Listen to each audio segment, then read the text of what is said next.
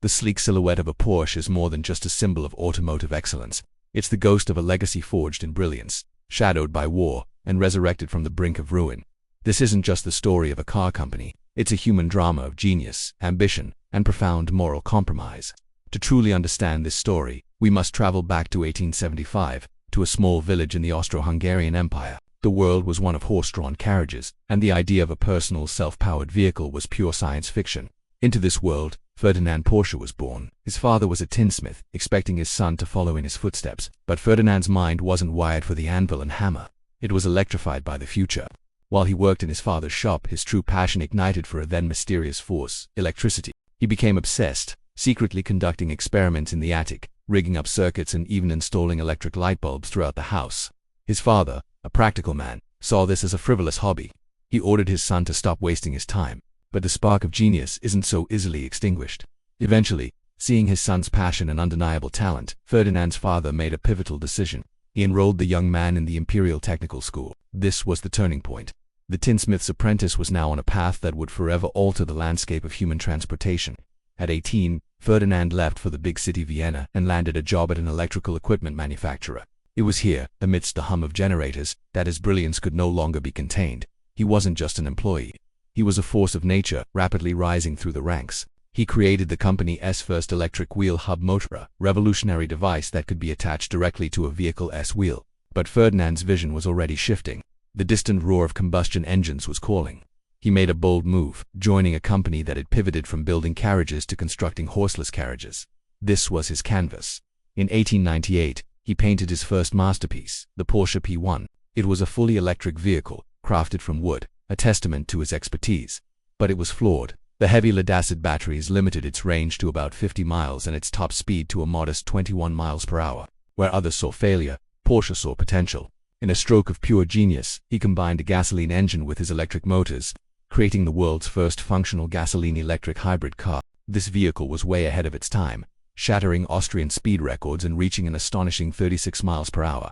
But its immense weight, nearly 2 tons, and short range effectively halted the development of the electric car for decades. Still, his reputation was sealed. He was now Ferdinand Porsche, the brilliant engineer. His fame brought him to Austro-Daimler, a leader in combustion engines. As their chief designer, he created his first purely petrol-powered car and found his true spiritual home, the racetrack. His Austro-Daimler race car dominated the prestigious Prince Henry Trial, taking a stunning first, second, and third place. This victory was his coronation as a titan of his field. But the world had other plans. The outbreak of World War I redirected his genius from the racetrack to the battlefield. He designed engines for military aircraft and massive artillery tractors. His contributions were significant, cementing his status as one of the most versatile engineers of his generation. After the war, he returned to racing with a radical new philosophy. A smaller, lighter car could outperform a brute force machine. To prove it, he created the Sacha. This nimble race car was a revelation, winning an almost unbelievable 43 out of 53 races. The racing world was in awe. His career then took him to Stuttgart, Germany, as the technical director for Daimler-Benz here. He was instrumental in creating the legendary Mercedes-Benz S-Type series, blurring the line between luxury cars and raw racing machines. His masterpiece from this era was the Mercedes-Benz SSK, a beast with a massive 7.1-liter supercharged engine, capable of over 140 miles per hour. It was one of the fastest, most dominant sports cars in the world. Yet, despite the success, creative friction grew. Porsche was a visionary who chafed at corporate constraints. He left, but soon found himself unemployed when his next company collapsed during the Great Depression. It was at this lowest point, amid global economic ruin, that Ferdinand Porsche made the most fateful decision of his life. He would bet on himself. In 1931, he founded his own company, Dr. Ing HCF, Porsche GmbH. He brought in his most trusted associates and, most importantly, his son, Ferry Porsche. The company started as a consulting firm for other automakers. The plan was sound, but the timing was catastrophic. Germany was in the depths of a depression, and clients were non-existent. The future looked bleak. And then, a letter arrived that would change everything. The invitation was from the most powerful and surprising of sources, Adolf Hitler, the newly appointed Chancellor of Germany. Hitler, a car enthusiast, dreamed of a Volkswagen, a people's car. He wanted an affordable, reliable vehicle that could transport a family of 5. He summoned Germany's best engineers, including Porsche, and tasked them with making this dream a reality. Porsche's design won the contract. This created a powerful symbiosis. Hitler gained a technical genius to realize his pet project. And Porsche gained something he desperately needed: the unlimited financial backing and political protection of the German state. The result was the Volkswagen Type 1, the car we now know as the Beetle. Its design was ingenious, a simple, reliable, air-cooled rear engine that was remarkably efficient. The public response was overwhelming. Hundreds of thousands of orders were placed. For Ferdinand Porsche, this was the pinnacle of his career. His people's car was ready for the people. But history, once again, intervened with brutal force. In September 1939, Germany invaded Poland, plunging Europe into World War II. Overnight, the Volkswagen factory was converted into a war plant. The people's car was put on indefinite hold. And Ferdinand Porsche, as one of Germany's premier engineers and a close confidant of Hitler, was inevitably, inextricably pulled into the heart of the Nazi war machine. His company began designing military vehicles, like the Kübelwagen and the amphibious Schwimmwagen, but his most fateful project was his entry into a design competition for a new German heavy tank, the Tiger. Porsche, ever the innovator, designed a massive tank destroyer with a complex petrol-electric hybrid drive. It was revolutionary, but also over-engineered and unreliable. He lost the competition. And it's here at the crossroads of genius and moral compromise that the story takes its darkest turn, a turn that would not only define the fate of Ferdinand Porsche but also set the stage for the birth of the sports car company we know today. Stick with us for the next chapter of this incredible saga. Thank you for watching, and if you're enjoying this story, please hit that like button and subscribe for more. When World War II erupted in 1939, the Volkswagen factory, once a symbol of peaceful progress, was repurposed for war. The People's Car project was shelved, and Ferdinand Porsche, a brilliant engineer with close ties to the Nazi regime, was drawn into its military-industrial complex. His company pivoted to designing military vehicles like the agile Kübelwagen and the amphibious Schwimmwagen. His ambition, however, led him to a fateful project, designing a new heavy tank, the Tiger. Porsche, always the innovator, proposed a revolutionary but overly complex petrol-electric hybrid design. It was a massive, unreliable machine. He lost the contract to a simpler design, a humiliating and costly failure, especially since he had preemptively ordered 100 chassis for his prototype. To salvage the effort, 90% of these chassis were converted into fearsome tank destroyers, later known as the Elephant. While heavily armed, their mechanical issues meant many broke down on the battlefield, lost not to enemy fire, but to their own complexity. This era also marks the darkest chapter in Porsche's history, the use of forced and slave labor. For years, the company denied it, but like many German firms, Porsche's factories exploited prisoners of war and concentration camp inmates under brutal conditions. This is a permanent stain on the brand's legacy, a grim reminder that its wartime technological progress was built on immense human suffering. Historians suggest Ferdinand Porsche wasn't a fervent Nazi ideologue. He was an engineer, a businessman, driven by a passion to build and grow his company, perhaps willfully blind to the horrific system that enabled his work. While his company's profits soared, the moral cost was devastating. When the war ended, the consequences arrived. Ferdinand Porsche was arrested by French authorities for war crimes and imprisoned. With the founder jailed and the company in ruins, the future of the Porsche name fell to his son, Ferry.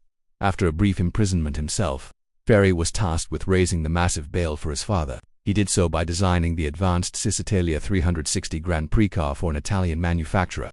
The deal secured the funds, and after 22 grueling months, Ferdinand was released. But his health was broken. The responsibility to rebuild and redeem the Porsche brand now rested solely on Ferry's shoulders. He saw opportunity in the post-war landscape. Other small manufacturers were building sports cars using parts from mass-produced vehicles. Ferry asked a simple, brilliant question: why couldn't they do the same? He approached Volkswagen, now under British control, and struck a deal that would be the cornerstone of Porsche's rebirth. He secured the rights to use Volkswagen parts. Crucially, he also proved that the Volkswagen Beetle was his father's pre-war design. This masterstroke of negotiation earned Porsche a licensing fee for every Beetle sold, providing a steady stream of income. The company was no longer just a consultancy. It had the financial foundation to become a true car manufacturer. In 1948, in a small Austrian sawmill, Ferry Porsche unveiled the car that would define their future, the Porsche 356. It was the first production car to bear the family name, a lightweight, aluminum-bodied roadster powered by a tuned Volkswagen engine. It wasn't the most powerful car, but it was perfectly balanced and a joy to drive. That same year, it won its first race.